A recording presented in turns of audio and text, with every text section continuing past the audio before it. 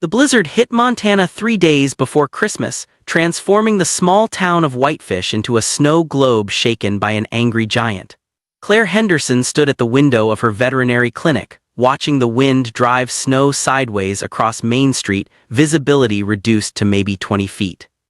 "You should close up early, Doc," her receptionist Sarah said, already pulling on her coat. "The Weather Service is saying this is going to get worse. Roads are shutting down all over the county." Claire checked her watch, 3:30 in the afternoon, but it looked like dusk outside.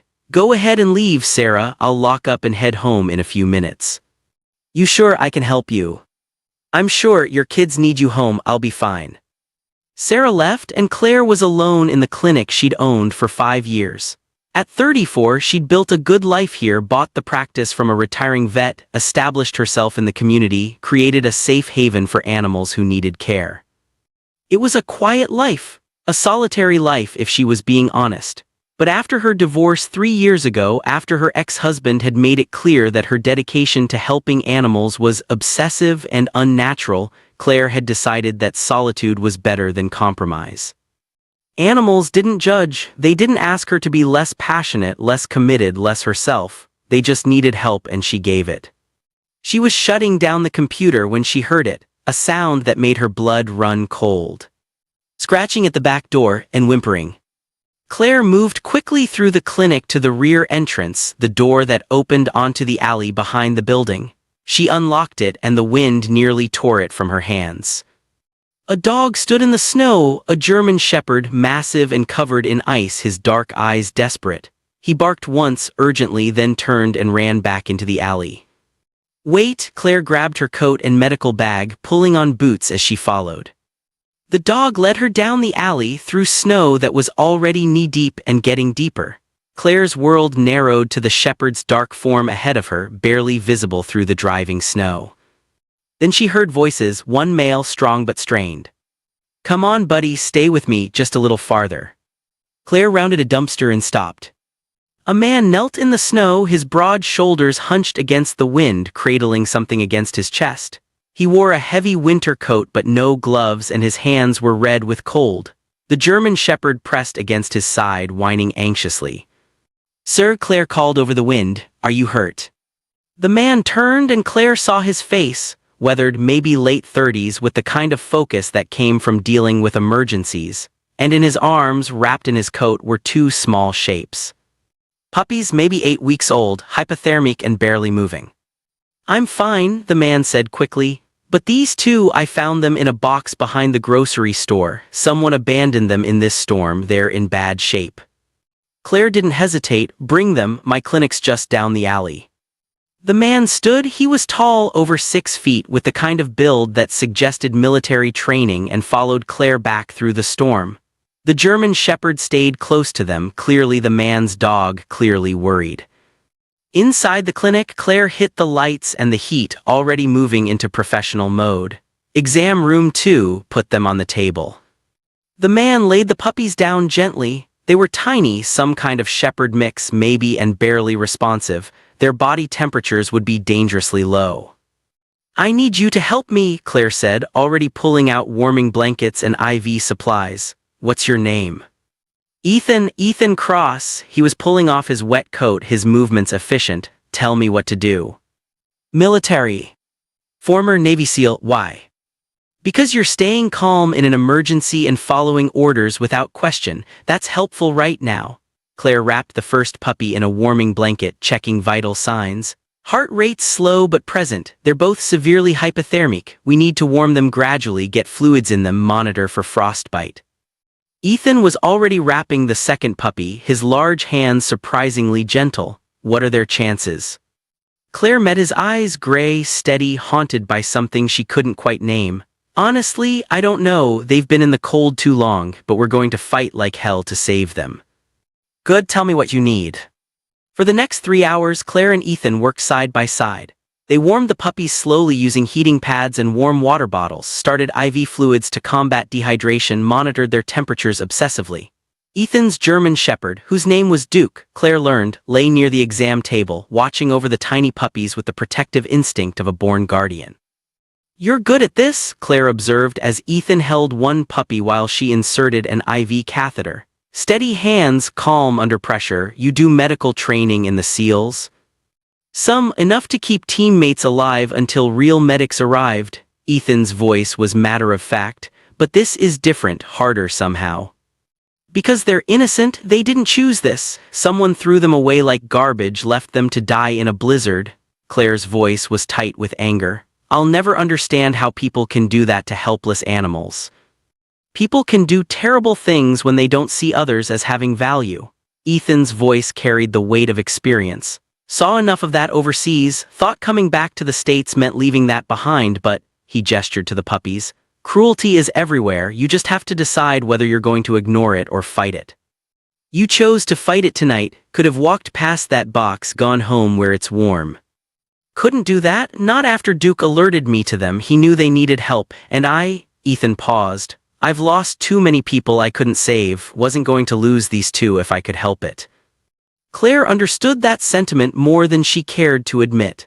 How many nights had she stayed late at the clinic, fighting for animals others had given up on? How many times had her ex-husband complained that she cared more about her patients than her marriage? Maybe she had, maybe that made her a bad partner but a good vet. "Temperature's coming up," Claire said, checking the smaller puppy, a female with dark markings around her eyes. 94 degrees, still low but improving." "What's normal?" 100 to 102, we've got a ways to go." Claire adjusted the warming blanket. "The male's at 96, he's responding faster." "He's a fighter," Ethan's voice held something like pride. "Look at him trying to lift his head." The male puppy, slightly larger than his sister, was indeed showing more responsiveness. His eyes were opening, his breathing becoming more regular. The female was slower to respond, her small body still too cold, too weak. "Come on, baby girl," Claire murmured, rubbing the puppy's tiny chest to stimulate circulation. "Fight for me, you're safe now, nobody's going to hurt you anymore."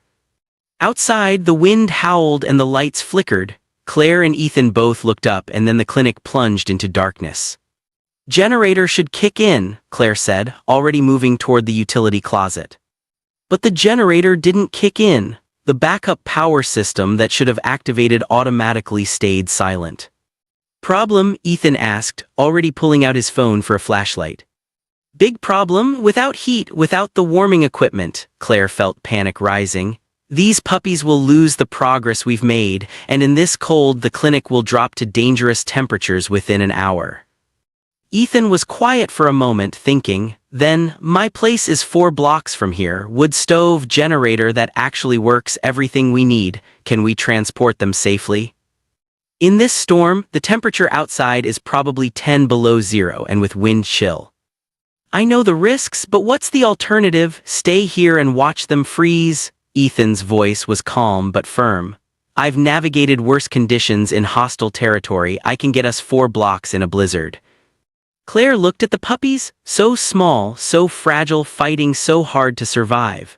Then she looked at Ethan, this stranger who'd appeared out of a storm with a desperate need to save 2 abandoned dogs, who'd worked beside her for hours without complaint, who was now offering to risk his life to keep them alive. "Okay," she said, "we transport them, but we do it smart, keep them wrapped, keep them warm, move fast." "That's the plan." Ethan was already gathering supplies. "What do you need to bring?" "IV supplies, medications, monitoring equipment." "I'll need to carry my medical bag."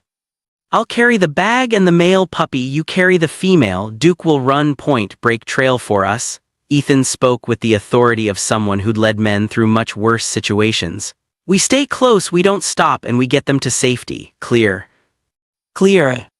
They bundled the puppies in layers, warming blankets wrapped in waterproof material, tucked inside Ethan's coat and Claire's jacket to keep them close to body heat. Claire grabbed what supplies she could carry, leaving the rest behind. "Ready?" Ethan asked at the back door, Duke already positioned to lead. "As I'll ever be." They stepped into the storm, and Claire immediately understood why Ethan had been concerned. The wind was stronger now, the snow deeper, visibility almost zero. If Duke hadn't been leading the way, the big shepherd somehow knowing exactly where to go, they would have been lost within minutes. Claire held the female puppy close to her chest, feeling the tiny heartbeat through the layers, willing the small animal to keep fighting. Beside her, Ethan moved with purpose, his larger frame breaking the wind for her, making the journey marginally easier. 4 blocks, it should have taken 5 minutes. In the blizzard, it took 20. By the time they reached Ethan's cabin, a small, well-maintained structure on the edge of town, Claire's face was numb with cold and her legs were shaking from the effort of walking through thigh-deep snow. Ethan unlocked the door, ushered her inside, and immediately moved to start the generator and the wood stove. Within minutes, the cabin was warming, light returning, the sound of the generator a comforting hum beneath the wind's howl. "Exam table over there," Ethan said, pointing to his kitchen table which he was already clearing. "Let me grab blankets and set up a warming station." Claire laid the female puppy down carefully, checking her temperature. Still 94, she held steady during transport. "That's good, right?" "It's not worse, that's something." Claire checked the male puppy's temperature. "He's at 97, responding well." Over the next hour, they recreated their setup from the clinic: warming equipment, IV fluids, monitoring.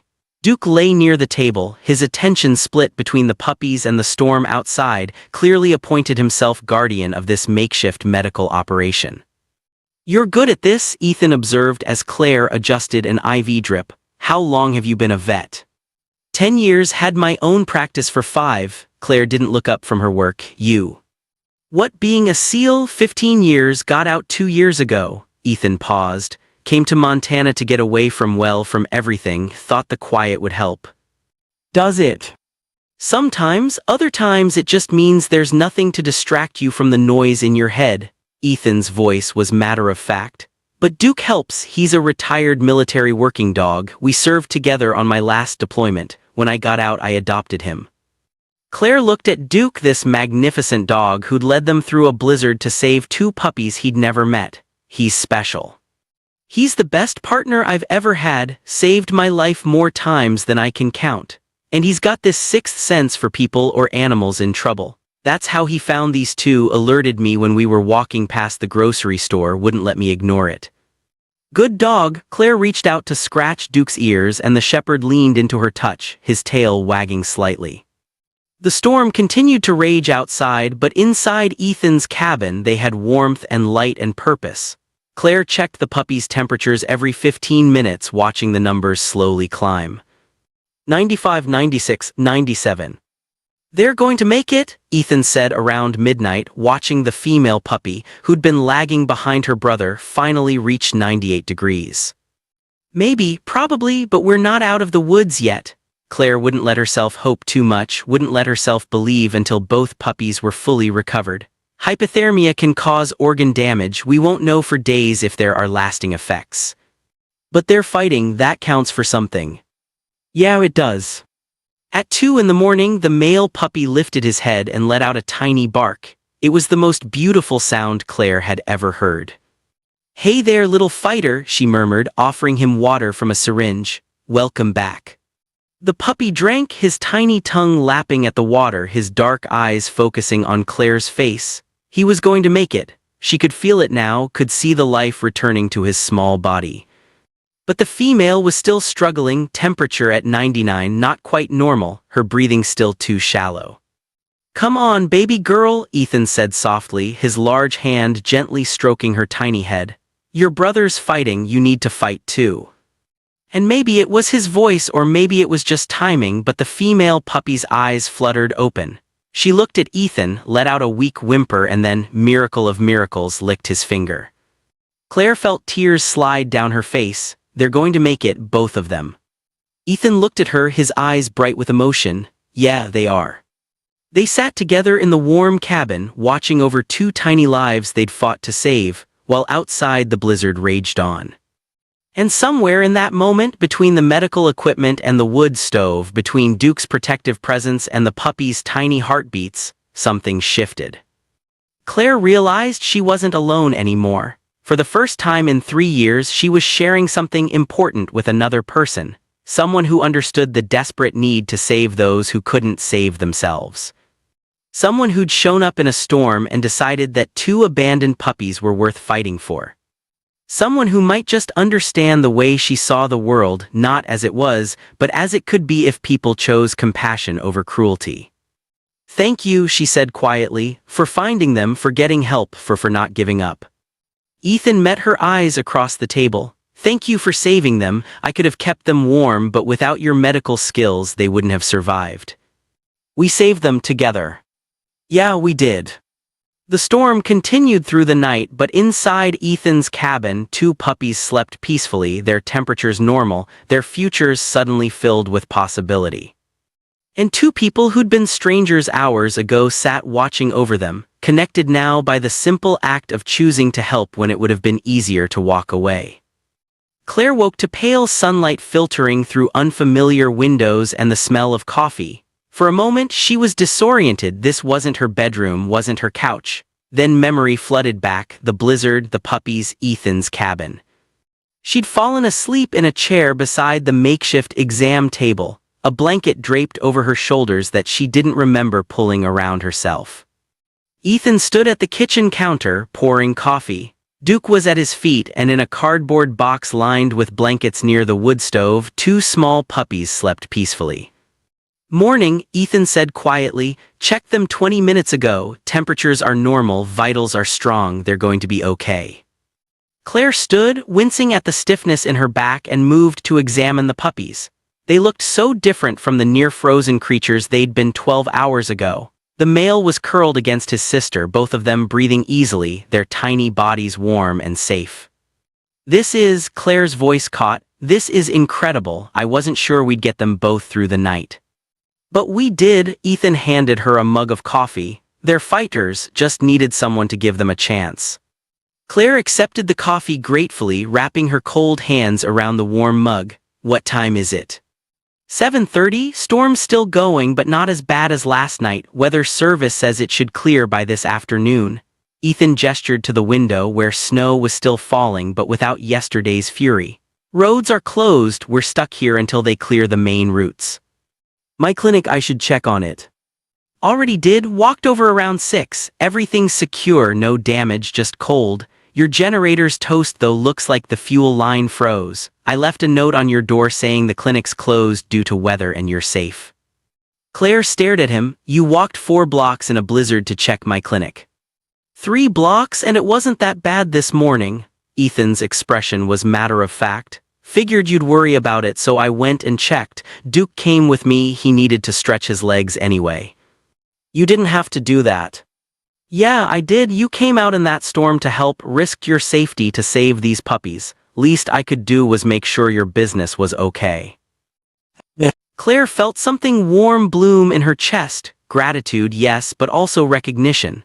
This man understood reciprocity, understood that help went both ways, understood that taking care of each other mattered. "Thank you," she said, "for everything, for finding them, for getting me, for letting us use your cabin, for—" "Stop," Ethan's voice was gentle. "You don't owe me thanks for doing the right thing, that's just being human. A lot of people wouldn't have bothered, would have left them there, figured it wasn't their problem." "Then a lot of people are wrong." Ethan moved to check the puppies, his large hands gentle as he touched their tiny heads. "These guys didn't ask to be thrown away, they deserve better." "What are you going to do with them, when they're well enough, I mean?" Ethan was quiet for a moment. "I was thinking, if it's okay with you, maybe I could keep them. Duke could use some company and I've got the space, but they'll need medical care, vaccinations, all that, so I'd need a good vet." Claire felt a smile tugging at her lips. "I might know one." "Yeah, she any good?" "She stayed up all night to save 2 abandoned puppies in a blizzard. I'd say that makes her pretty dedicated." "Dedicated's good, these guys deserve dedicated." Ethan looked at Claire, his gray eyes warm. "So it's a deal, I keep them, you provide medical care." "It's a deal, but you should know puppies are a lot of work, especially 2 at once. Training, socialization, vet visits."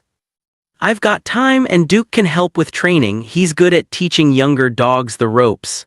Ethan paused. "Plus, it'll be good for me, give me something to focus on besides." He stopped, seeming to catch himself. "Besides what?" Ethan was quiet for a long moment, his attention on his coffee. Then, "Besides the nightmares, the memories, the feeling that I should have done more, saved more people, been better." His voice was raw with honesty. I lost teammates, good men who had families, futures, and I came home and they didn't, so I wake up at 3 in the morning asking why them and not me? What makes my life more valuable than theirs? Claire recognized that pain, different source, but the same fundamental wound, survivor's guilt. Yeah, my therapist calls it that, says it's normal, says it'll get better with time, but 2 years later I'm still, Ethan shook his head, still trying to figure out how to live with it. I don't have survivor's guilt, Claire said quietly, but I do have regret, I guess, about my marriage, about choices I made. My ex-husband said I cared more about animals than people, that I was incapable of normal human connection, and sometimes I wonder if he was right. He wasn't. How do you know? Because you spent all night fighting to save 2 puppies you'd never met, because you risked your safety in a blizzard to help, because you care deeply, passionately, without reservation. That's not a defect, that's a gift. Claire felt tears prick her eyes. My ex didn't see it that way. Then he was an idiot who didn't deserve you. Ethan's voice was firm. Look, I don't know you well, we just met 12 hours ago. But I know this, anyone who can fight like you did for these puppies, who can stay calm under pressure, who can give everything to save lives most people wouldn't value, that person is capable of incredible connection. Your ex just couldn't see it because he was too focused on what he wanted you to be instead of appreciating who you are. Claire stared at him, this stranger who'd somehow seen her more clearly in 12 hours than her ex-husband had in 5 years of marriage. How did you know I needed to hear that? Because I needed to hear something similar after I got out. Needed someone to tell me that being damaged didn't make me worthless, that struggling didn't make me weak, that I could still contribute, still matter, still make a difference. Ethan's expression was open, vulnerable. Took a while to find someone who'd say it, but when I did, it helped. Who said it? My VA therapist, Dr. James Chen. He's former Army, did 3 tours in Iraq, understands what it's like to come home and not fit anymore. He's the one who suggested I get Duke, actually. Said working with a dog who'd also served would help us both heal. And did it? Yeah, Duke gets me in ways humans sometimes can't. He doesn't judge the nightmares or the hypervigilance or the days when I can't leave the house. He just is, and that's enough. Claire looked at Duke, who was watching the conversation with those intelligent eyes, his tail wagging slightly. He's a good dog. The best, and these 2, Ethan gestured to the puppies, they're going to be good dogs too, with the right care, the right training, the right people believing in them. They spent the morning caring for the puppies, feeding them formula with syringes, changing their bedding, monitoring their recovery. The male puppy was more active, trying to stand on wobbly legs, exploring his cardboard box with puppyish enthusiasm. The female was quieter but responsive, her dark eyes tracking Claire's movements, her tiny tail wagging when she was held. They need names, Claire said, cradling the female puppy. We can't just keep calling them the puppies. You're the vet, you should name them. They're going to be your dogs, you should name them. Ethan considered, watching the male puppy try to climb out of the box and tumble back in. How about Hope for the female, because we hoped she'd make it and she did. Hope, Claire tested the name, looking at the puppy in her arms. I like it, what about him? Chance, because someone gave them a chance when most people wouldn't have bothered. Hope and Chance, Claire smiled, perfect. The storm finally broke around 2 in the afternoon, the snow stopping, the wind dying down to occasional gusts. By 4, Claire could hear snowplows working on the main roads, civilization slowly reasserting itself after nature's fury. I should get back to my place, Claire said reluctantly, check on things, make some calls, let people know I'm okay. I'll walk you, roads aren't clear yet, but we can cut through backyards. Ethan was already pulling on his coat. Duke, you're in charge of Hope and Chance, guard them. The German shepherd immediately moved to the box, settling beside it with the bearing of a soldier on watch duty.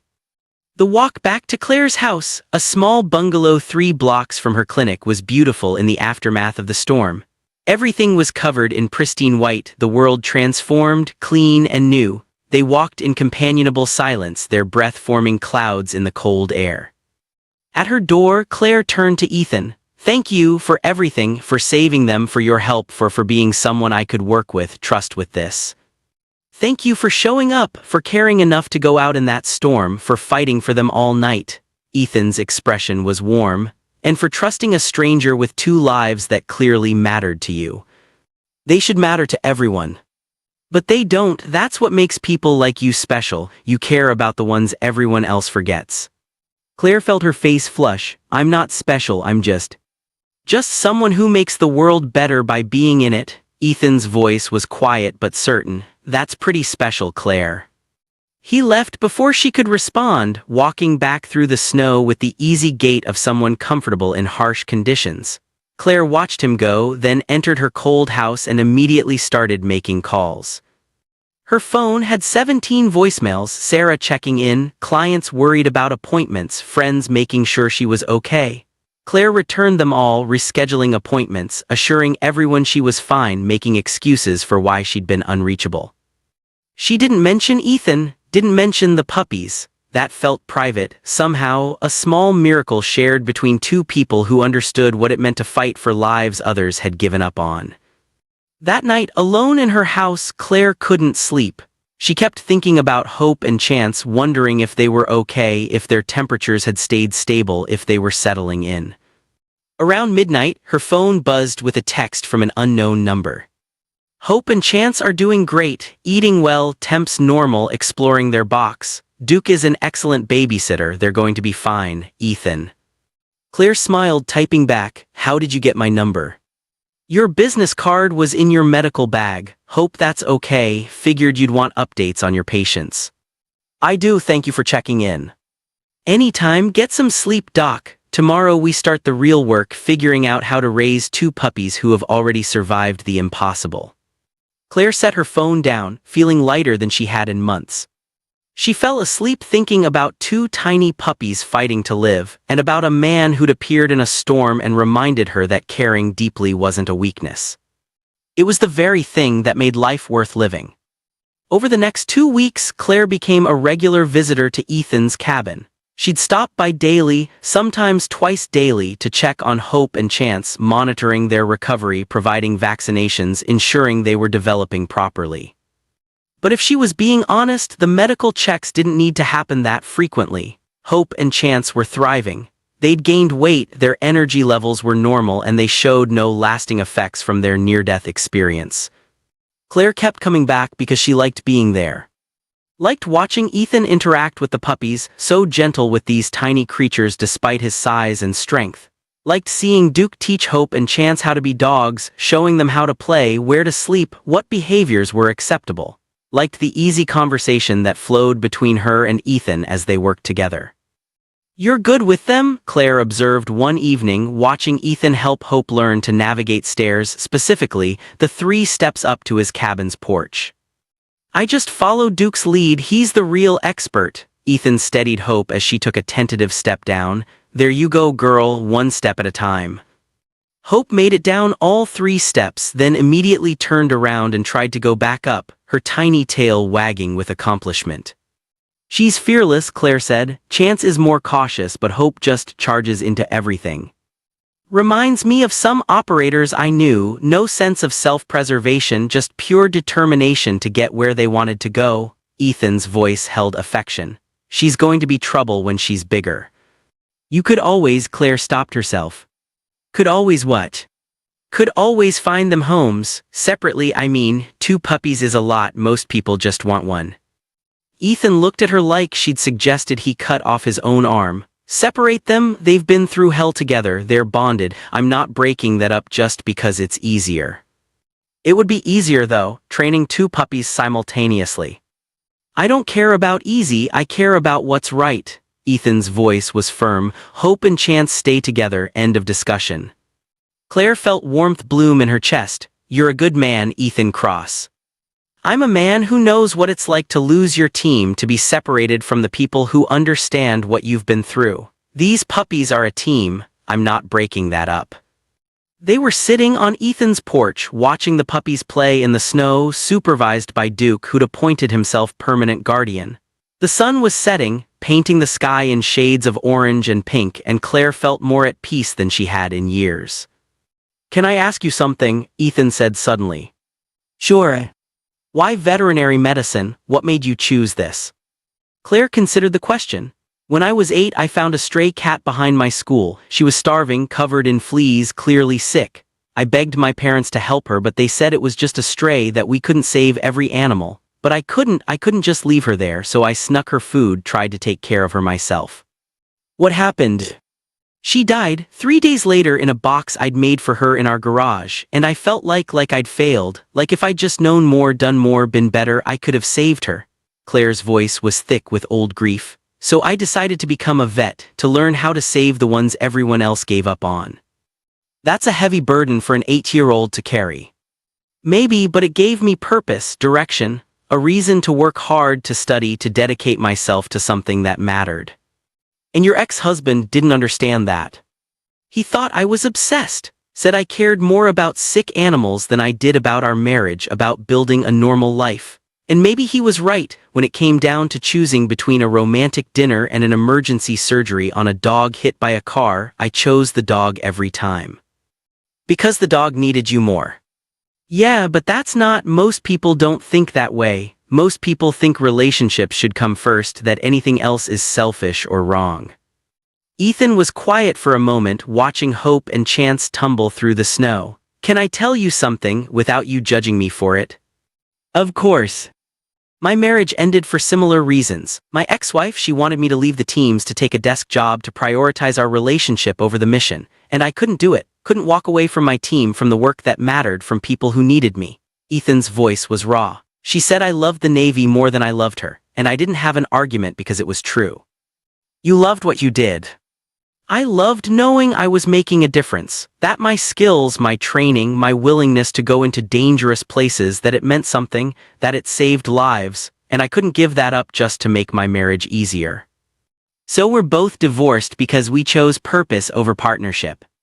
Maybe we just married the wrong people, people who wanted us to be less than we were, instead of celebrating what made us who we are. Claire looked at Ethan, at this man who understood, who'd made similar choices, who'd sacrificed a conventional life for work that mattered. Do you regret it? The divorce, I mean. I regret hurting her, but I don't regret choosing the work, because that work saved lives. And yeah, my marriage fell apart, but I kept teammates alive, rescued hostages, made a difference in places most people will never see. Ethan met her eyes. What about you? Regrets? I regret not fighting harder to make him understand, but I don't regret choosing animals over a husband who wanted me to be less passionate, less committed, less myself. Claire smiled slightly. We're a mess, aren't we? We're people who made hard choices for good reasons. That's not a mess, that's integrity. They sat in comfortable silence as the sun set, watching two puppies who'd survived impossible odds play in the snow, guarded by a dog who understood better than anyone what it meant to serve. Claire, Ethan's voice was tentative. Would you want to have dinner sometime? Not just puppy checkups, but actual dinner, like a date. Claire's heart skipped. I'd like that a lot. Good, because Ethan paused, seeming to gather courage. I like spending time with you, like that you understand why I couldn't walk past those puppies, why I had to help, like that you don't think I'm crazy for keeping both of them, for prioritizing their needs over convenience, and I'd like to get to know you better, beyond the professional relationship. I'd like that too. They had dinner the following Friday, nothing fancy, just pizza from the local place and beer from Ethan's fridge, eaten at his kitchen table while Hope and Chance slept in their increasingly elaborate fort of blankets, and Duke supervised from his bed. Tell me about your deployments, Claire said. If you can, I mean, if it's not. It's okay, I can talk about some of it. Ethan took a drink of his beer. 15 years, 8 deployments. Afghanistan, Iraq, Syria, Yemen. Counterterrorism operations, hostage rescues, direct action against high-value targets. Duke was with me for the last 2 deployments. We worked together as a team, him detecting explosives and tracking targets, me handling the tactical stuff. Sounds intense. It was, but it was also purposeful. Every mission mattered. Every operation had the potential to save lives, to stop bad people from hurting innocents. That's what got me through the hard parts, knowing that what we did made a difference. What made you get out? Ethan was quiet for a long moment. Lost too many people, good operators, better men who had families and futures, and I started having moments where I'd freeze up, where I'd second-guess decisions, where the fear of losing more teammates paralyzed me. His voice was heavy with old pain. That's dangerous in our line of work, so I took the retirement, got out with honor, and came here to figure out who I was beyond the teams. And have you figured it out? Some days, other days I still feel lost, but Duke helps, and now Hope and Chance help. And Ethan met her eyes, you help, talking to someone who understands why purpose matters more than safety, why you'd risk everything for someone who needs help, that helps a lot. Claire felt tears prick her eyes. You help me too, remind me that I'm not crazy for caring so much, that dedication isn't a character flaw. It's not, it's the best thing about you. They talked late into the night, about their childhoods, their families, their hopes for the future. Ethan told her about his sister in Seattle, about his parents who didn't understand why he'd left such a successful military career. Claire told him about her mother who worried constantly that Claire would die alone, surrounded by animals instead of family.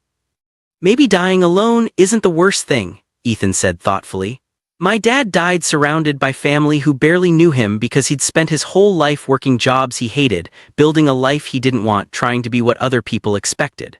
I'd rather die alone and authentic than surrounded by people I'd compromised myself to please. That's dark. That's honest, Ethan smiled slightly. But for what it's worth, I don't think either of us will die alone. We'll die surrounded by dogs who love us unconditionally. That's better than most humans get.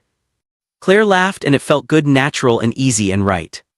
Over the next 2 months, they fell into a rhythm. Claire would visit several times a week, ostensibly to check on Hope and Chance, but really just to spend time with Ethan. They'd cook dinner together, take Duke and the growing puppies for walks, talk for hours about everything and nothing. And slowly, carefully, they built something neither had expected to find. A relationship based on shared values, mutual respect, and the understanding that sometimes loving someone meant celebrating what made them different, not trying to sand down their rough edges. I think I'm falling for you, Ethan said one evening as they watched Hope and Chance play fight on his living room floor. And that scares the hell out of me because I'm not good at relationships and I don't want to screw this up. Claire took his hand, lacing their fingers together. I'm falling for you too, and I'm terrified because I swore I'd never let someone close enough to hurt me again. But you're different. You see me, really see me, and that's worth the risk. We're both disasters. We're both healers who forgot to heal ourselves, but maybe we can help each other figure it out.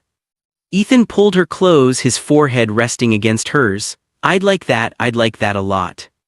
They kissed, gentle and tentative at first, then deeper, both of them taking a chance on something neither fully understood but both desperately wanted. Duke barked once as if in approval. Hope and Chance, now almost 4 months old and significantly bigger, tumbled over to investigate, their tails wagging, their energy infectious. And in Ethan's small cabin, surrounded by dogs and hope and the possibility of a future neither had dared dream of, 2 damaged people began to heal together. Spring came to Montana, melting the snow and revealing a world that had been sleeping under winter's blanket. Hope and Chance were 6 months old now, gangly teenagers, all legs and ears, their personalities fully developed. Hope was bold and fearless, always the first to investigate new things. Chance was thoughtful and cautious, preferring to observe before engaging. Duke remained their constant guardian, teaching them the behaviors of good dogs, correcting them when they got too rowdy, modeling the calm confidence of a seasoned professional. Claire had essentially moved into Ethan's cabin, though she kept her house and her clinic.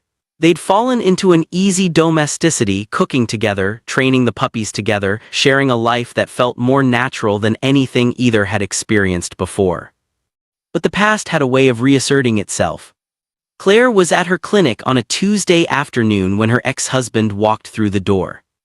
Brad Henderson looked the same as he had 3 years ago, polished, professional, wearing the expensive suits he favored. But there was something different in his eyes, something harder. Claire, his voice was cold. We need to talk. Brad, what are you doing here? Claire kept her voice professional, but her hands were shaking. I'm here because I heard some disturbing news. You're in a relationship with what did my source say? A washed-up Navy SEAL with PTSD, living in a cabin with 3 dogs like some kind of hermit. Claire felt anger flare. Where I live and who I date is none of your business. We've been divorced for 3 years. It becomes my business when it affects our community's perception of you as a professional. I have clients in this town, Claire, business interests, and I don't appreciate my ex-wife making me look bad by associating with damaged veterans and living in squalor. Ethan isn't damaged, he's a decorated combat veteran who served his country with honor, and his cabin isn't squalor, it's a home, something you never understood how to build. Brad's face flushed with anger. Always so self-righteous. Always so certain you're morally superior because you care about animals more than people. Well, let me tell you something, your little boyfriend is trouble. I did some research. Ethan Cross, former SEAL team operator, discharged after a mental health evaluation, flagged him for PTSD and acute stress disorder. Unreliable, unstable, potentially dangerous. Get out, Claire's voice was shaking with fury. Get out of my clinic right now. I'm not done. I want you to know that I'm filing a complaint with the State Veterinary Board, claiming that your personal life, specifically your relationship with an unstable individual, compromises your professional judgment and puts animals at risk. That's absurd. My personal life has nothing to do with. Doesn't it? You've been distracted, canceling appointments, prioritizing time with your boyfriend over your patients. That's unprofessional, Claire, and I'm going to make sure the board knows about it. This is revenge, pure and simple revenge, because I chose to move on, to build a life that doesn't revolve around your approval. Brad smiled coldly. Call it what you want, but the complaint's filed, and unless you end this relationship and refocus on your career, I'll make sure this follows you. Make sure every client, every colleague, every person in this town knows that you chose an unstable veteran over your professional responsibilities. He left before Claire could respond, leaving her shaking with anger and fear. She called Ethan immediately. He was at her clinic within 20 minutes, Duke at his side. Tell me what happened, he said, his voice calm but his eyes hard. Claire explained Brad's visit, his threats, the complaint to the veterinary board. With every word, Ethan's expression grew darker. This is my fault, he said when she finished. He's using me to hurt you if I wasn't in the picture.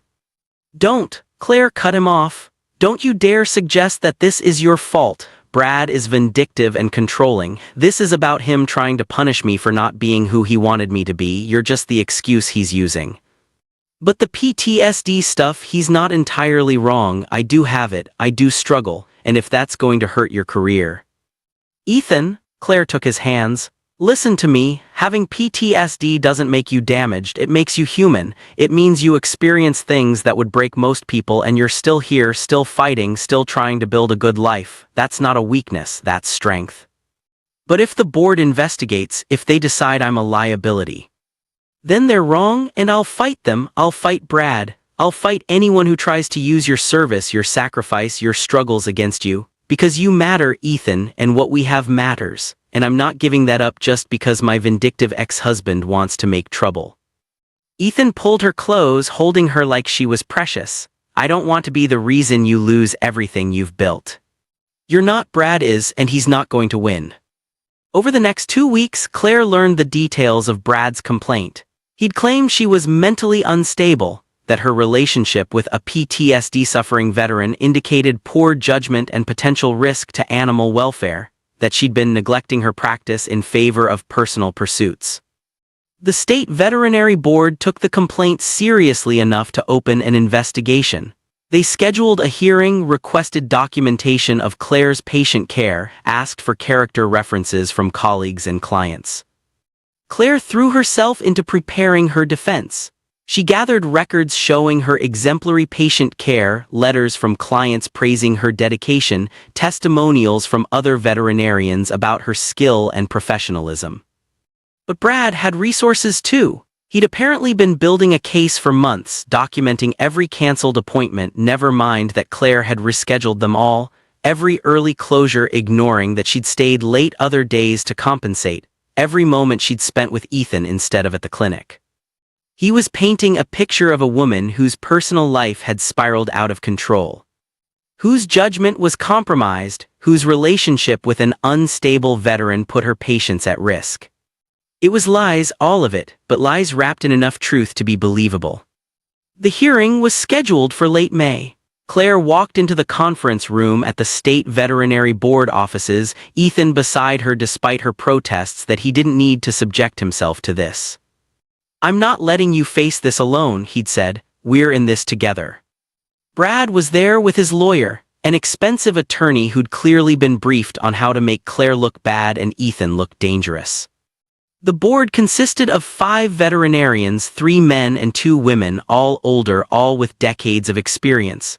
They looked at Claire with expressions ranging from concerned to skeptical. Dr. Patricia Greenwood, the board chair, opened the proceedings. Dr. Henderson, you've been accused of professional misconduct related to your personal life affecting your practice. How do you respond to these allegations? Claire stood, her prepared statement in hand, but before she could speak, Ethan stood beside her. If I may, he said quietly, I'd like to address this board. Mr. Cross, this is a professional hearing, only Dr. Henderson and her legal counsel. I understand that, but the complaint centers on me, on my supposed instability, my PTSD, my alleged danger to Dr. Henderson and her patients. I think I have a right to respond to accusations about my character. Dr. Greenwood considered, then nodded. Proceed, but keep it brief. Ethan pulled out a folder Claire hadn't known he'd brought. My name is Ethan Cross. I served 15 years as a Navy SEAL, did 8 combat deployments, earned multiple commendations for valor and leadership. I do have PTSD documented, treated, managed with the help of a therapist at the VA. I'm not ashamed of that. It's a consequence of service, not a character defect. He opened the folder, pulling out documents. These are letters from my commanding officers, my therapist, my VA case manager, all confirming that I'm stable, functional, and pose no danger to anyone. My PTSD is managed. I hold down work. I train search and rescue dogs for local law enforcement. I'm a productive member of this community. Brad's lawyer stood. Mr. Cross's service is commendable, but it doesn't change the fact that Dr. Henderson has been distracted by this relationship, that she's prioritized personal time over her professional duties. That's a lie, Claire cut in. I've maintained the same patient care standards I've always had. I've rescheduled appointments when emergencies arose, which is standard practice in veterinary medicine. I've never neglected a patient, never provided substandard care, never let my personal life interfere with my professional responsibilities. She pulled out her own documentation. These are letters from clients, from other veterinarians, from the staff at the local animal shelter where I volunteer, all attesting to my dedication, my skill, my unwavering commitment to animal welfare. The only thing that's changed in the past 6 months is that I'm happy, and apparently my ex-husband can't tolerate that. Brad stood, his face flushed. This isn't about happiness, this is about professional standards. This is about control, Claire said, her voice shaking with fury. You couldn't control me when we were married, couldn't make me into the person you wanted me to be, so now you're trying to destroy the life I've built because I had the audacity to move on, to find someone who actually values me for who I am. Dr. Henderson, Dr. Greenwood's voice was firm, let's maintain professional decorum. Claire took a breath, steadying herself. I apologize, but I need this board to understand, the complaint against me has nothing to do with my professional competence. It's a personal vendetta from a man who can't accept that our marriage is over. And he's using Ethan's service, his sacrifice, his struggles as a weapon. That's not just wrong, it's despicable. The board conferred quietly, then Dr. Greenwood spoke. We're going to review all documentation provided and render a decision within 2 weeks. Dr. Henderson, you're dismissed. Mr. Cross, Mr. Henderson, you're both dismissed. Outside the building, Claire felt her legs give out. Ethan caught her, holding her up, his strength steady and sure. I'm sorry, she whispered. I'm so sorry you had to go through that. Don't apologize, this isn't your fault. Ethan's voice was gentle. But I need you to know, if the board decides I'm a liability, if they ask you to choose between me and your career. Don't finish that sentence. I'm not choosing, we're in this together whatever happens. Claire. No, Ethan, you stood up in there and defended both of us with dignity and courage. You refused to be ashamed of your service or your struggles. You showed them exactly who you are, a good man who's overcome impossible things and built a meaningful life. And if they can't see that, if they let Brad's vindictiveness cloud their judgment, then this board isn't worth respecting. But your careers will survive, or it won't. But I'm not sacrificing what we have, what we've built, just to appease people who think PTSD makes you less valuable. Because it doesn't. You're not less than anyone, Ethan. You're more compassionate, more understanding, more committed to doing what's right than most people will ever be. Ethan pulled her close and they stood in the parking lot, holding each other, both of them shaking from the ordeal. Duke pressed against their legs, offering his silent support. And somehow that simple gesture from a dog who'd seen his own share of combat and trauma steadied them both. "Whatever happens," Ethan said quietly, "we face it together." Together, Claire agreed. 2 weeks later, the board's decision arrived via certified mail. Claire opened it with Ethan beside her, Hope and Chance playing at their feet, Duke watching protectively. Claire read aloud. After thorough review of all evidence and testimony, the State Veterinary Board has determined that Dr. Claire Henderson has not violated any professional standards or ethical guidelines. The complaint filed by Bradford Henderson is dismissed as without merit. Dr. Henderson's personal life does not impact her professional competence, and her relationship with Mr. Ethan Cross, a decorated veteran whose character references are impeccable, is not relevant to her ability to provide quality veterinary care. Furthermore, the board notes with concern that this complaint appears motivated by personal animus rather than genuine professional concern. We remind all parties that the complaint process exists to protect animal welfare, not to settle personal disputes. Claire felt tears streaming down her face. "We won, oh my God, we won." Ethan wrapped his arms around her, lifting her off her feet, spinning her around while Hope and Chance barked excitedly and Duke's tail wagged with approval. "You won," Ethan corrected, "because you fought for what matters, for your career, for us, for the truth." "We won," Claire insisted, "both of us together." That night, they celebrated nothing fancy, just dinner at home with the dogs, wine from Ethan's limited supply, and the profound relief of crisis averted.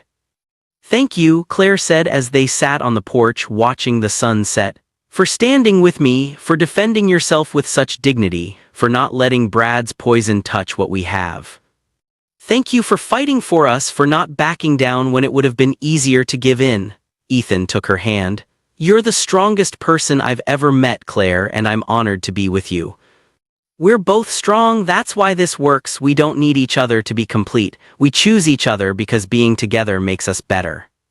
"I love you," Ethan said.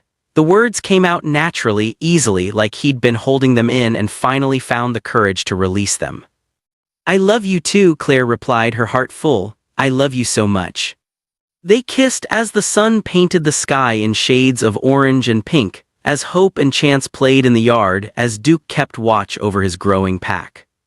And somewhere in that moment, between the crisis overcome and the future stretching ahead, two damaged people realized they'd found something neither had thought possible. A love that didn't ask them to be less than they were. A partnership built on shared values and mutual respect. A home where being yourself was not only accepted but celebrated. And three dogs who'd brought them together and now watched over them with the unwavering loyalty that only animals can give. 1 year after the blizzard, Claire and Ethan stood in front of a small crowd gathered in Ethan's backyard.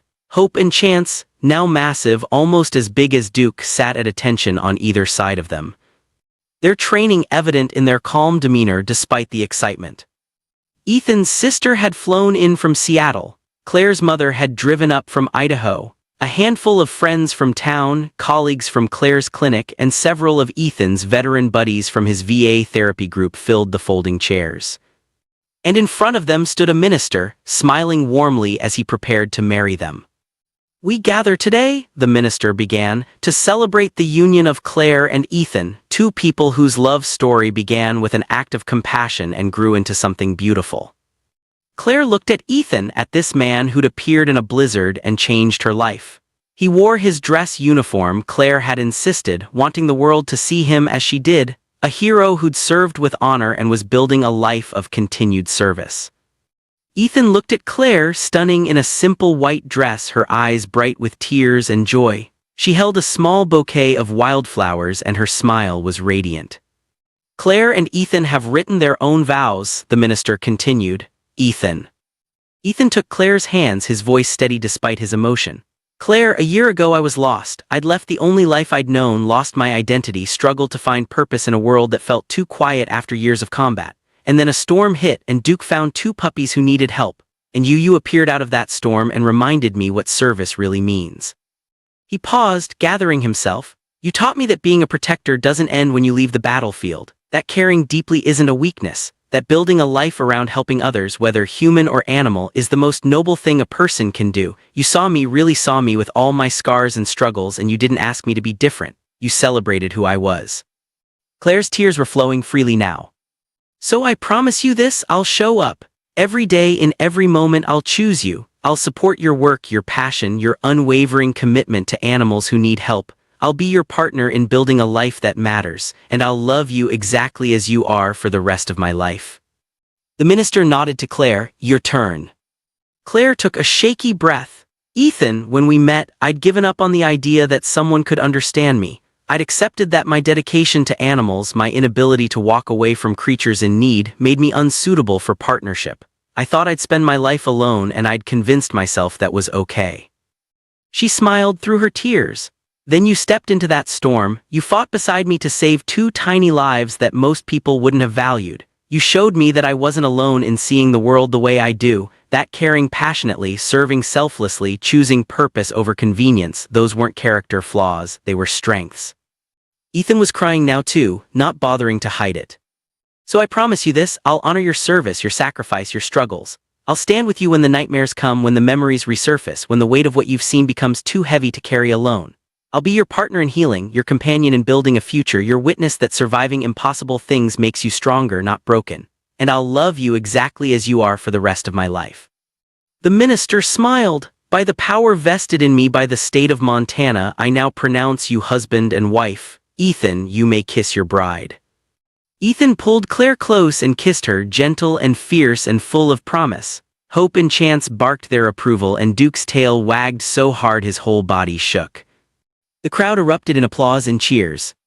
At the reception, a simple affair with barbecue and beer in the backyard, Claire's mother cornered her daughter.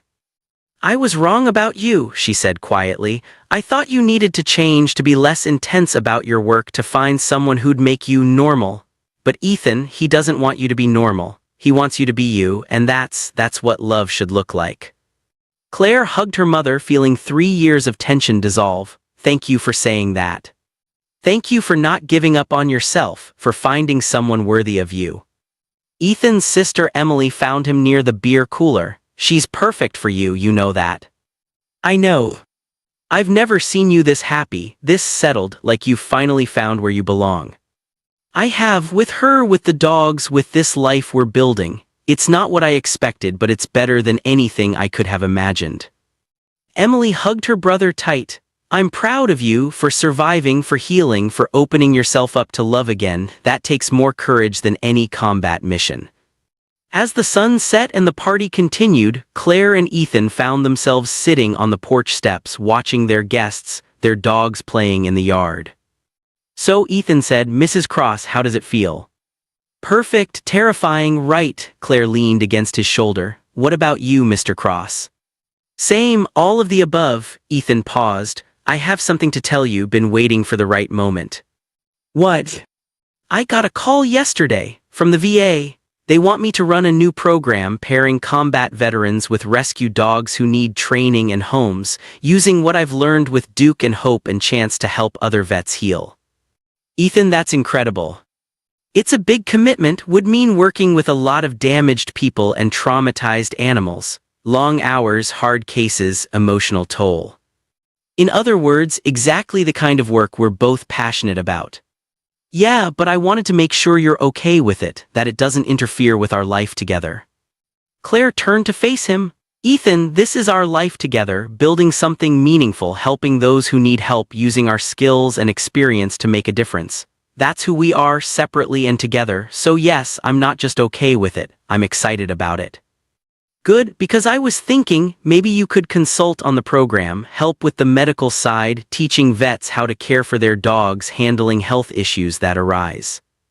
I'd love that. We could build something really special, help people and animals heal together. That's the plan. Ethan pulled her close. Build a life around service, raise dogs who'll go on to help others, make a difference every day together. Together, Claire echoed, her heart full. Duke chose that moment to bring Hope and Chance over to the porch. The 3 dogs settled at Claire and Ethan's feet, Duke in the middle, Hope on one side, Chance on the other. a pack bound by loyalty and love and the shared experience of being rescued. "They're proud of us," Ethan observed. "They should be, we're pretty great." "We are, and we're just getting started." Over the next 5 years, Claire and Ethan built something extraordinary. The veteran dog pairing program grew, placing over 100 rescue dogs with veterans who needed companionship and purpose. Claire's clinic expanded, adding a wing specifically for treating service animals and therapy dogs. Hope and Chance became certified therapy dogs themselves, visiting VA hospitals and treatment centers, bringing comfort to veterans struggling with PTSD and trauma. Duke, now older and gray-muzzled, retired from active work but remained the patriarch of their growing pack, which eventually included 2 more rescues and a rotating cast of foster dogs waiting for permanent homes. Claire and Ethan's home became a sanctuary for animals who needed healing, for veterans who needed support, for anyone who understood that service didn't end when you left the battlefield or the clinic. They built a life around showing up, around choosing compassion over convenience, around believing that every life, human or animal, had value and deserved to be fought for. And on cold winter nights when the Montana snow fell soft and silent, Claire and Ethan would sit on their porch with their pack, watching the world rest under winter's blanket, grateful for the storm that had brought them together. "Do you ever think about that night?" Claire asked one such evening. "The blizzard, the puppies, how close we came to never meeting. All the times, think about how different my life would be if Duke hadn't alerted me to them, if I just walked past, if you hadn't answered your door." "But you didn't walk past, you couldn't, because that's who you are, someone who shows up when help is needed. We both are, that's why this works." Claire looked at Hope and Chance, now mature dogs, confident and strong, with no memory of the frozen, desperate puppies they'd once been. They have no idea how close they came to dying. Maybe that's a blessing. They just know they're loved, they're safe, they have purpose. That's all any of us really need. "You think we've done enough, made a big enough difference?" Ethan pulled her close, his wife, his partner, his heart. "I think we show up every day and do what we can, help who we can, save who we can. That's all anyone can do, and together we've saved more than we've lost, built more than we've broken, loved more than we've grieved. That's a good legacy. That's the only legacy that matters." Duke barked softly, his gentle reminder that it was getting cold, that they should come inside, that the pack needed tending. Hope and Chance stood, shaking off snow, ready to follow their elder's lead. And Claire and Ethan rose too, heading inside their warm home, their dogs at their heels, their hearts full of gratitude for second chances and the storms that bring people together.